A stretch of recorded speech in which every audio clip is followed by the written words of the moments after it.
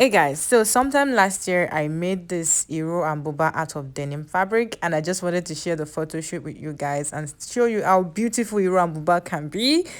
And you can make it out of any fabric. But today I'm going to show you how to make it out of Ankara fabrics. And the first measurement you need is the length of the top. So you measure from your shoulder to the upper part of your hip, like right before your full hips. And whatever length that is going to be the length of your top. So I added extra 3 inches seam allowance because the under part of the top is usually has a really big seam. It's not usually a tiny seam.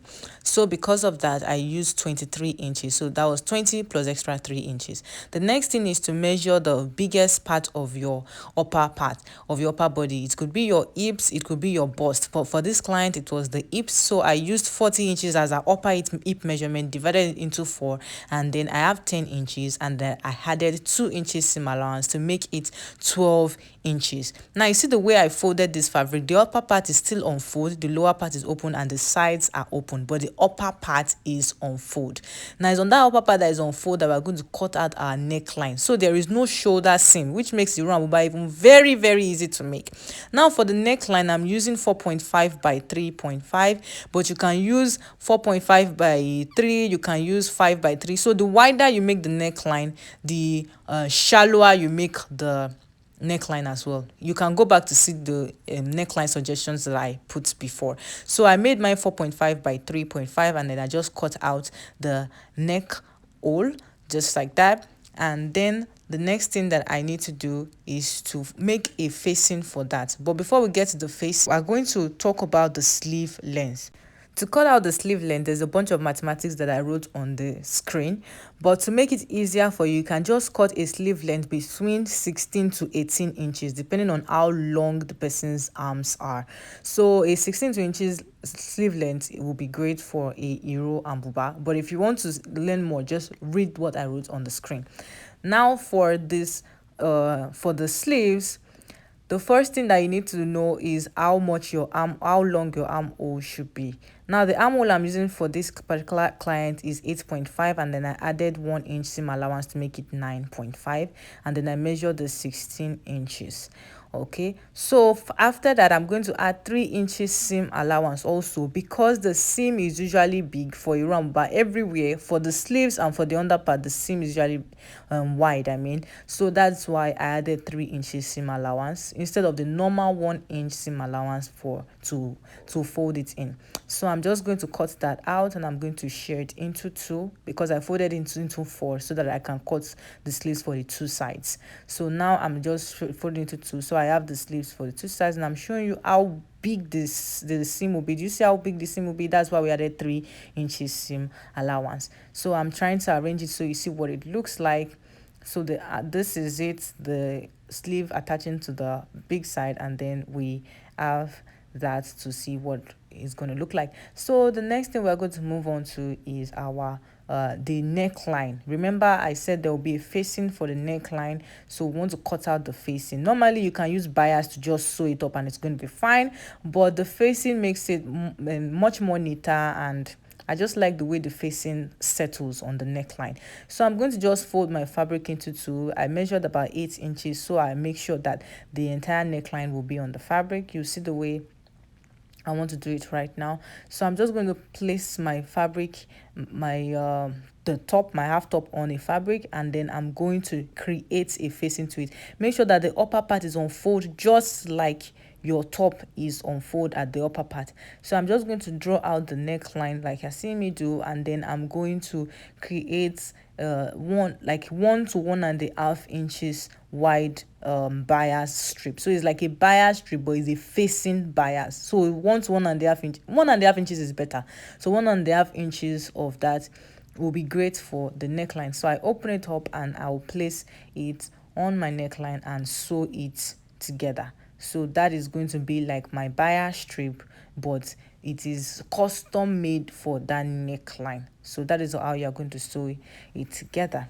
So now I have everything that I need for the top set aside. So for the wrapper, I used 2 yards of fabric, and then I added 6 to 18. No, I added 12 inches for this client, but you can add between 6 to 18 inches depending on the client's hips. So if the client's hips is wide, add more. If the client is not that wide, you can just add 6 inches. Now for the gele, I used 2 inches, 2 yards of fabric, and that is 72 inches. So 2 yards of fabric, and I measured it by 18 inches, and I added seam allowance round about it, and I'm going to just sew this with a tiny 0.5 inches. For the wrapper, it's going to be a wide seam again, also at both ends of the wrapper. So you see that everything, the main theme about Yoruba is that wide seam.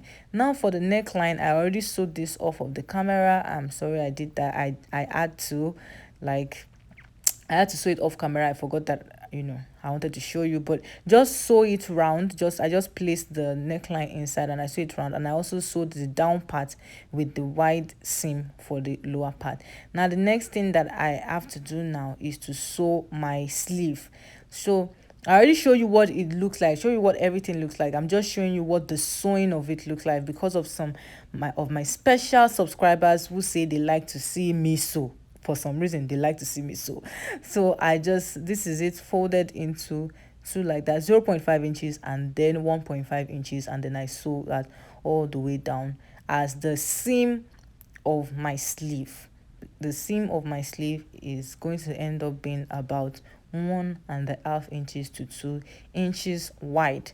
Now after sewing the sleeve of my seam, I'm going to join them together on both sides, and then I'm going to sew again. I'm going to move my camera a little bit further, exactly, so that you can see it better. I felt too close. So I'm sewing the sleeve with a 1 inch seam allowance. I added 1 inch seam allowance while I was cutting it, so I'm using the 1 inch seam allowance to sew the sleeve and I did it for both sides.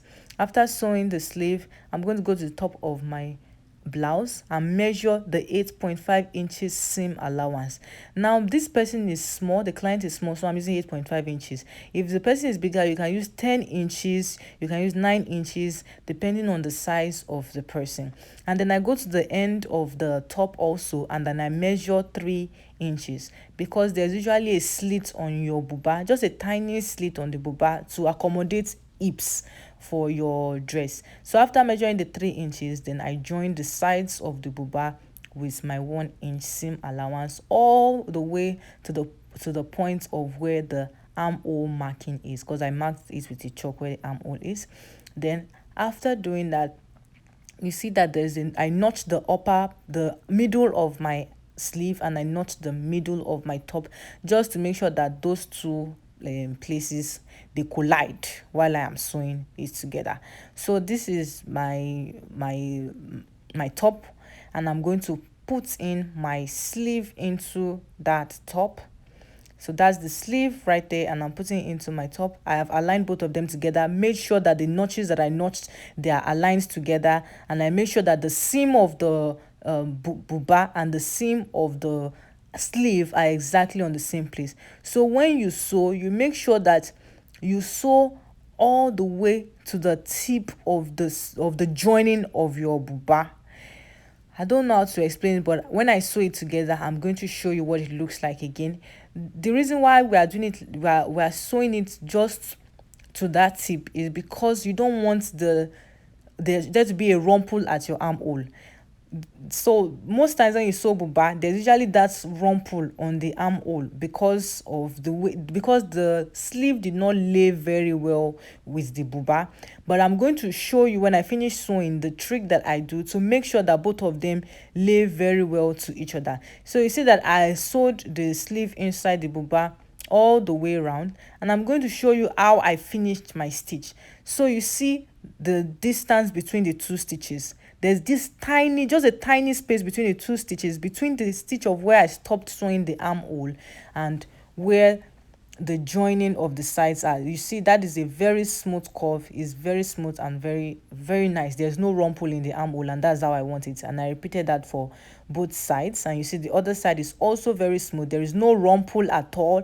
That's because of the nice little trick that I did. If you have any questions, please let me know in the comment section, and I will try to clarify any confusion. Now for the down part where there was a slit, remember that I left a 3 inches slit, and that I'm just going to fold it with 0.5 seam inches allowance, and then sew it all the way down for all the sides of my buba. And my buba is almost ready. Everything else is looking good. You see it is looking flat and nice.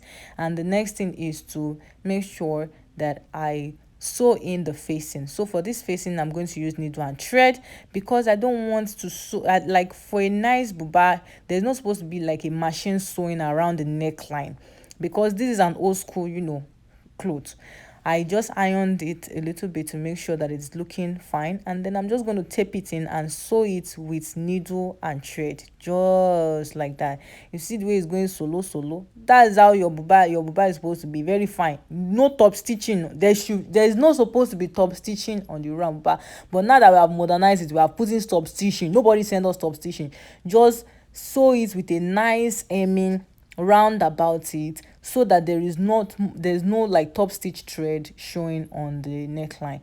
So now for my i-roh, told you already, we just use 0.5 inches to sew the top, and for the side is going to be a 1.5 inches seam allowance. The i-roh is very easy to sew. Just sew the sides, sew the top, sew the bottom, and we are good.